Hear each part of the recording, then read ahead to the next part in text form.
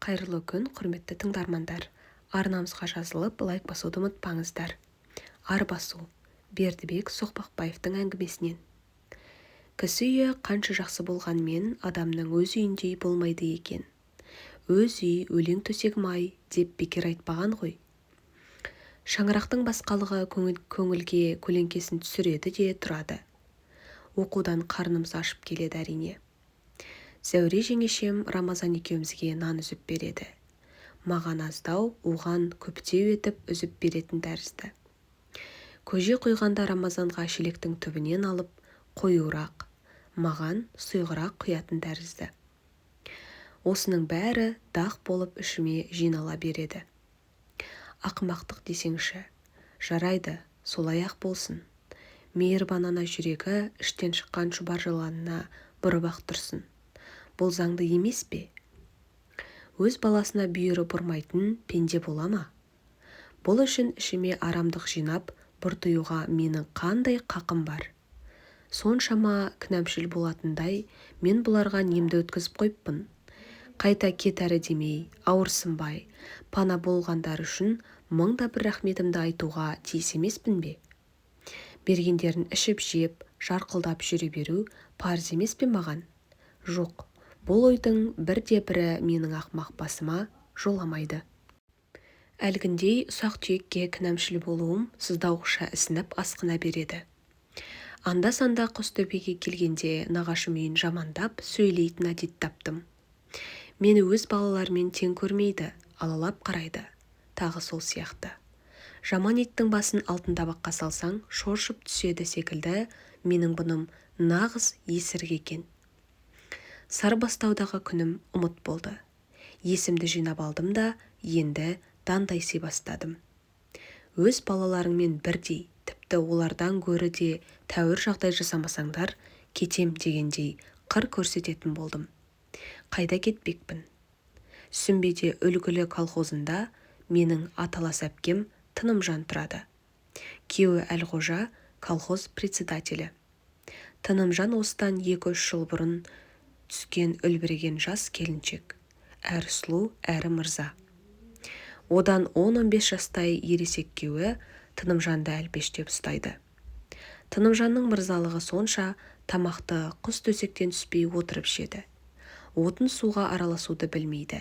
Шешесі Әлипа қолында тамақты сол жасайды. Тынымжанды бауыр тартып мен бұл үйге келіп тұрам. Дастарқаны мол, дәмді ішіп, дәмді жейді. Тынымжан әрі мейірбан, әрі ақкөңіл адам. Келген сайын құшағын жайып қарсы алады. Мейлінше тойғызып жібереді. Басқа сыйдың маған керегі жоқ.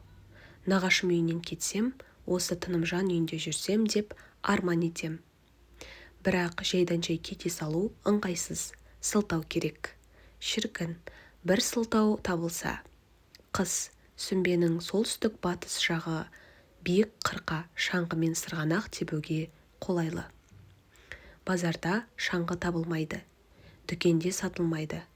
Кәдімгі қазақ үйдің уығын екі-екіден қабаттап шегелеп, қолдан шаңғы жасап аламыз.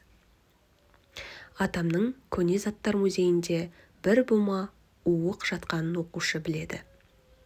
Рамазан екеуміз содан ептеп жымқырмақшы болдық. 2 уықты суырып алып, енді 3-шісін тартқылап жатқан кезде атам кіріп келіп қалсын. Рамазан бұрын көрген екен, періп ұрып жөнелді. Құтылып кетті. Мен сасқалақтап қаша алмай қолға түсіп қалдым. Қылмыс үстінде ұсталған соң аяу болсын ба? Атам зірк-зірк етіп, құлағымды шытырлатып соза бастады. Пәле алдымен менен шығатынын ол біледі. Құлағым мүлдем жұлынған адамша қоймадан еңіреп шықтым. Енді бітті. Бұндай нағаштан бездім. Бұл қорлыққа шыдағанша қаңғып жөнелгенім артық, дедім де үйге кіріп, кітап қағаздарымды жинай бастадым. Нағашы үйінен кетудің сылтауы әдемі табылғанға ішімнен қуанышты едім. Үлгілі колхозы сол көшенің бойында төмен жақта. Аяғым қаздан-қаздан етіп, Тынымжан үйіне келе жатырмын. Осылайша, менің Тынымжан үйіндегі өмірім басталды. Тынымжанның шешесі Әлипа пысық, ақ сұр кемпір. Қарсыдағы ас үйде бөлек жатып, бөлек тұрады.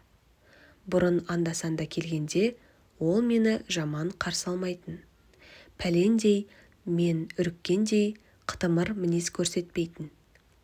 Сөйтсем, оның бәрі белгілі бір шекке дейін ғана екен. Едірейген сары мұрты бар Әлғожа әрі табыскер, әрі сері жігіт. Үйінен қонақ үзілмейді. Күн ара мал сойылып, тегеш-тегеш бауырсақ қуырылып жатады.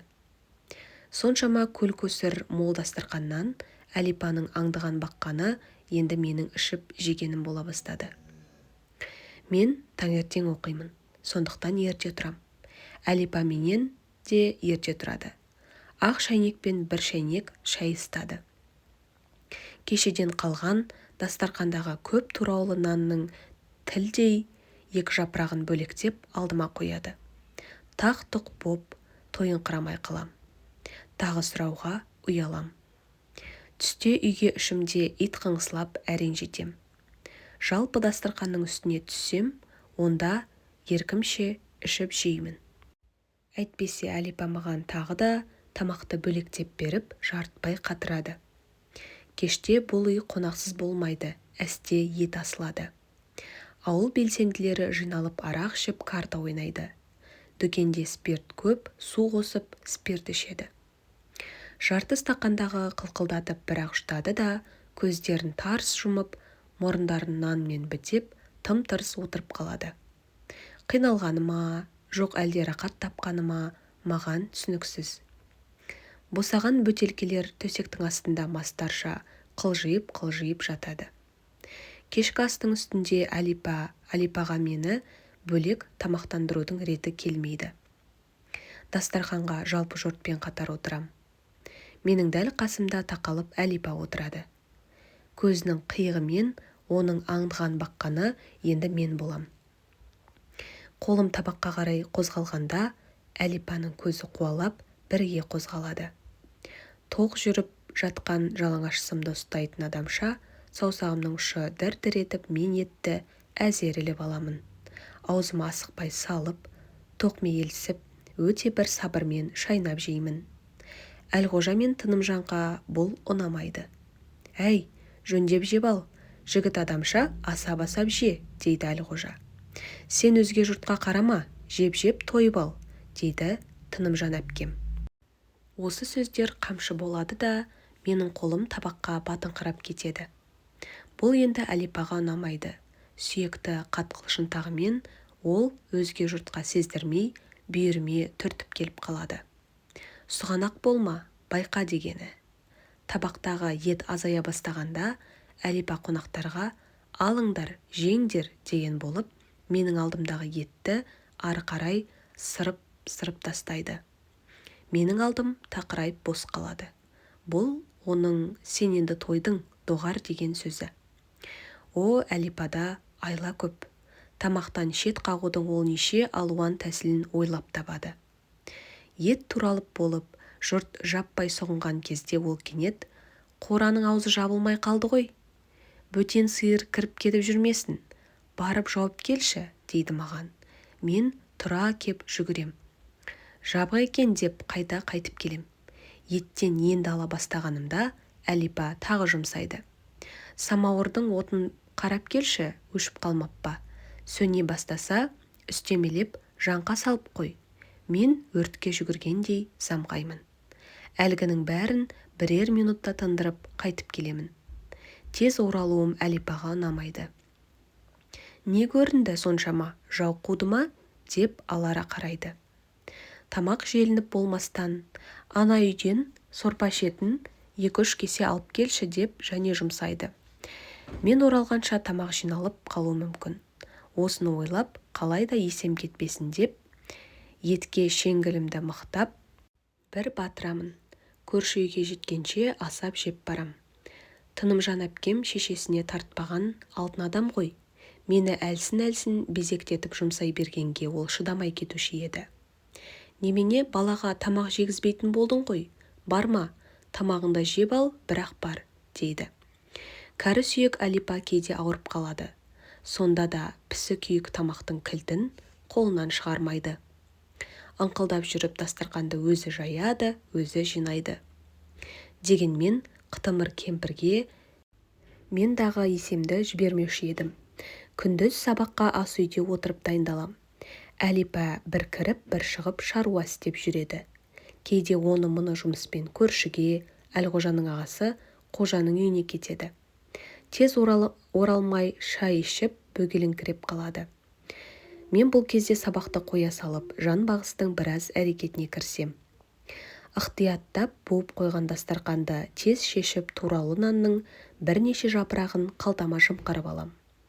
Сосын ойнаған болып, далаға шығып кетіп жеп келем. Кейде дастарқанда туралы нан болмайды. Тапанандар кебежеде, кебеженің аузы құлыптаулы. Түп жағынан ашылатын кішкентай құлып. Менің құлып ашу үшін жасап алған бірнеше істік сымдарым, шегелерім болады. Мынау құлып бұйым ба? Бұның көкесіндей құлыптарды ашып та, жауып та білгенімді істей алам. Бар байлық кебежеде. Тапа-тапа нан, құрт, май, қант. Менің көзім тұнып кеткендей болады. Құрттың 2-3-еуі, бірнеше шақпақ қант. Лезде қалтамның түбінде жатады. Табананның бүтініне тимеймін. Тесем бәле емес пе?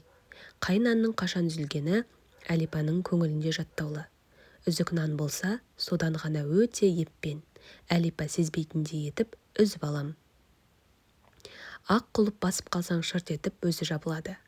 Осының бәрін мен бас-аяғы бірнеше минутта істеп үлгеремін. Қолдарым кебеженің ішін реттеп жатқанда, екі көзім терезеден сыртты бақылауда болады.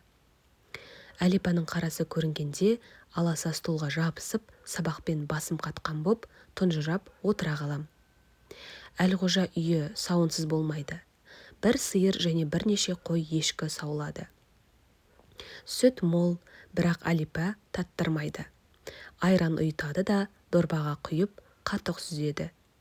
Қазанда бетіндегі қаймағы сап-сары болып, кісіні еріксіз қызықтырып піскен сүт тұрады. Мен ары өтіп бері өткенде көз қиығымен қарап өтем. Қалыңдығы бір елі бал қаймақтан асағым сүт ішкім келеді. Бермесе, қалай асап, қалай ішесің? Менің басым конструктордың басы деп бекер айтпаймын ғой. Қаймаққа тиісе алмасам да сүт ішудің әдісін таптым. Аулада не көп, сабан көп. Ұзындығы сүйемдей сабан тауып алам. Бір жақ ұшын пышақпен жонып үшкірлеймін. Болды бітті. Қазандағы сүттің қаймағының бір шетінен әлгіні соғып жіберде сора бер. Кәдімгі осы кезде ресторанда коктейль ішкен тәрізді.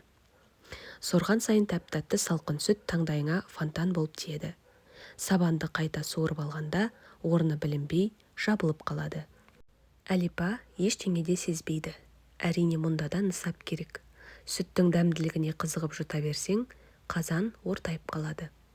Қаймақ бұзылмағанмен шөгіп, төмен түсіп кетеді де Әлипа сезік алады. Япырау, мына сүтке не болды? Қаймаға бүтін тұрып, бұл неге ортаяды демей ме? Тіршілік үшін, бір қарынның қамы үшін мен Әлипамен осылай арбасамын.